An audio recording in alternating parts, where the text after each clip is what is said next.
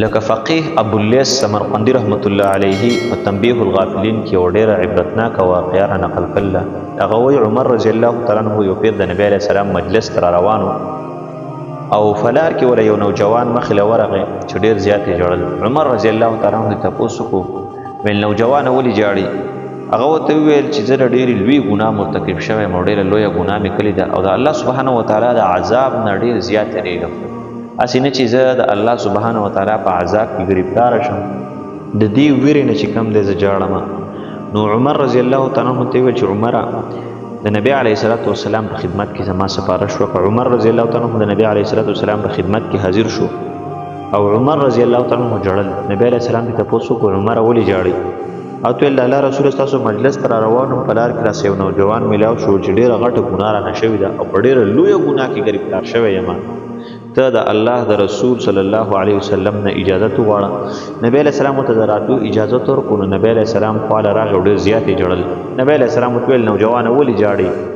او د الله رسوله زما نه ډېره لویه ګناه شوې ده او ډېره لویه ګناه مرتکب شوی یم، د الله سبحانه وتعالی د عذاب نه یېرېږم. نو نبی علیه الصلاة والسلام ورته وفرمیل نوجوانه ستا ګناه غټه ده که د الله سبحانه وتعالی عرش غټ دی؟ نو هغه ورته ویل الله رسوله زما ګناه ډېره غټه ده. بیا ورته هغه وویل نوجوانه ستا ګناه غټه ده که د الله سبحانه وتعالی کرسي غټه ده؟ ورته ویل الله رسوله زما ګناه ډېره غټه ده. نبی علیه الصلاة والسلام حیران شو چې د ده نه اخر داسې کومه ګناه شوې ده چې دا دومره لویه ګناه ده چې دی دومره زیات په هیبت کې دی. نبی علیه السلام ته تپوس وکړو ولې تا د الله سبحانه وتعالی سره شریک جوړ کړی دی، شرک دې کړی دی الله سبحانه وتعالی سره؟ ویل نه ما خو د الله سبحانه وتعالی سره څوک شریک نه دی جوړ کړی، نه مې شرک کړی دی. نو ویل ولې تا د الله سبحانه وتعالی یو بنده قتل کړی دی؟ ویل نه ما خو د الله سبحانه وتعالی یو بنده هم نه دی قتل کړی. نو ویل دا خو لویې ګناهونه دی، دې نه علاوه تا کومه ګناه کړله چې د هغې په وجه باندې ته دومره جاړې او دومره په هیبت کې؟ نو هغه کس ورته ویل چې د الله رسوله زما دا معمول او کارو چې کم خلک وفات شي تازه او د هغې کفنونه زه د شپې د هغې نه وباسم او هغه خرڅ کړم په بازار کې او ځانه پرې خپلو بچو له سره رزق راوړم، دا زما کار دی او دا زما کاروبار و. د مړو نه به مې کفنونه پټول. د انصارو یوه زنانه ځوانه زنانه وه، هغه وفات شوه او هغې هغه خاښه کړله زه پکې د شپې لاړم او کفن مې ترې راوړ. چې کله ترې روان شوم نو شیطان را باندې غالبه شو چې د دې زنانه سره بدکاري وکړه. نو ویل زه بېرته لاړم او شهوت را باندې غالبه شو، د هغې سره مې بدکاري وکړه او چې کله مې د هغې سره بدکاري وکړه او را روان تې شوم نو یو غیبي اواز را باندې راغی، د قجینۍ په اواز کې اواز و او راته یې ویل چې د الله تعالی بنده تا زه د مړو په منځ کې لوسه دې کړمه، بربنډه دې کړم د مړو په منځ کې، او بله دا چې تا زه په دې باندې مجبوره کړم چې سبا د قیامت په ورځ د الله سبحانه وتعالی مخې ته زه په حالت د ناپاکۍ کې په حالت د جنابت کې زه د الله سبحانه وتعالی مخې ته ودرېږم، تا زه په دې باندې مجبوره کړم. ویل د دې اواز اورېدو سره زما په دې زړه باندې د الله رسوله یو رعب راغی او یو یره را باندې راغله او د الله سبحانه وتعالی د غضب نه ډېر زیات یېرېږم، هسې نه چې ما الله سبحانه وتعالی راونیسي. نبی علیه الصلاة والسلام چې کله دا خبره واورېده نبی علیه الصلاة والسلام ډېر زیات حیران شو او نبی علیه السلام ورته ویل چې تا خو یقینا د ډېرې لویې ګناه کړې ده او ډېره غټه ګناه دې کړله، د مړو سره څوک داسې سلوک کوي لکه تا چې د دې زنانه سره دا سلوک کړی دی. د الله رسول صلی الله علیه وسلم چې کله هغه ته وویل چې تا ډېره لویه ګناه کړله نو هغه نوجوان د مجلس نه پاڅېد او فورا بهر ووت او ولاړ. د دې دا سوچ یې وکړو د الله سبحانه وتعالی رسول په دې وخت کې زما نه ناراض دی، هسې نه چې د هغه د خولې نه داسې الفاظ وځي چې زما د دنیا او د آخرت د بربادۍ ذریعه جوړه شي. فورا پاڅېد او مجلس یې پرېښه او لاړ. آخر لاړ سیده یو غر ته لاړ او هلته د الله سبحانه وتعالی عبادت شروع کړو او د زړه نه توبه الله سبحانه وتعالی ته ویسته او منځونه او سجدې کول، الله سبحانه وتعالی ته ژړل او د الله سبحانه وتعالی مخې ته عاجزي اختیار کړه او دای الله سبحانه وتعالی ته چې الله ستا محبوب پیغمبر لم ورلم او هغه هم راته دغه وویل چې تا یقینا ډېره زیاته ګناه کړله، الله زه اوس چاته لاړ شم؟ ستا نه سوا زما نور څوک شته دی هم نو زه چاته لاړ شم؟ 40 ورځې هغه په هغه ځنګل کې د الله سبحانه وتعالی عبادت وکړو او د الله سبحانه وتعالی د راضي کولو دپاره هغه هر قسمه کوشش وکړو حتی که چې د هغه عاجزي الله سبحانه وتعالی ته قبول شو. نو هغه جبرائیل علیه السلام بیا راغی او نبی علیه السلام په خدمت کې حاضر شو. نبی علیه السلام ته ویل ته الله رسوله الله سبحانه وتعالی سلام پیش کړي او پس د سلام نه دا وی چې زما د محبوب نه دا تپوس وکړه چې دا مخلوق تا پیدا کړی دی او که ما پیدا کړی دی.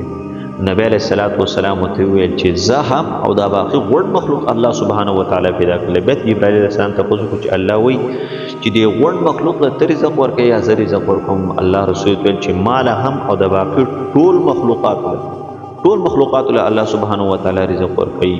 چې دا خبرې وشوې بیا دریم نمبر جبرائیل علیه السلام دا تپوس وکړو چې الله وایي چې د مخلوق به زه معافي کومه او که بل څوک ورته معافي کوي. نبی علیه السلام ورته ویل الله رب العزت چې کوم دی د ټولو مخلوقاتو ته د هغوی ګناهونه معاف کوي چې کله وغواړي. چې دا خبرې وشوې نو جبرائیل علیه السلام دا وویل چې الله سبحانه وتعالی دا پیغام را لېږلی دی چې ای زما محبوب صلی الله علیه وسلم د هغه بنده چې هغه تا ته راغلی و هغه ژړلي هغه په یو غار کې داسې عبادت وکړو او ویې ژړل الله سبحانه وتعالی ته خپله عاجزي اختیار کړه.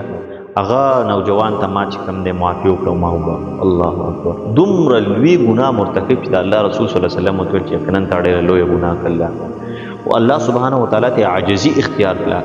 الله سبحانه وتعالی ته خپل ځان حواله کو ته ما ته معافي وکړي. الله سبحانه وتعالی ورته معافي وکړه. بیا نبی علیه السلام یو څو صحابه ولېږل ویل لاړ شئ هغه ته ووایئ چې الله رب العزت ستاسو د عاجزي او ستاسو د عاجزي چې کوم دی الله سبحانه وتعالی ته قبوله شوه او هغوی تاسو ته د معافۍ اعلان کړی دی او الله سبحانه وتعالی ته هغه ګناه هم معاف کړه. نو الله سبحانه وتعالی دومره غفور رحیم ذات دی. د داسې یو ګناه مرتکب الله سبحانه وتعالی وبخښي. نو موږ او تاسو له همدا پکار ده که چېرته زموږ او ستاسو نه همداسې ګناه وشي چې هغه ما او تا ته ډېره غټه ښکاري د الله سبحانه وتعالی د رحمت نه ناامیده کېدل نه دي پکار. ځکه چې الله سبحانه وتعالی ډېر غفور رحیم ذات دی. هغه ته عاجزي اختیارول پکار دي.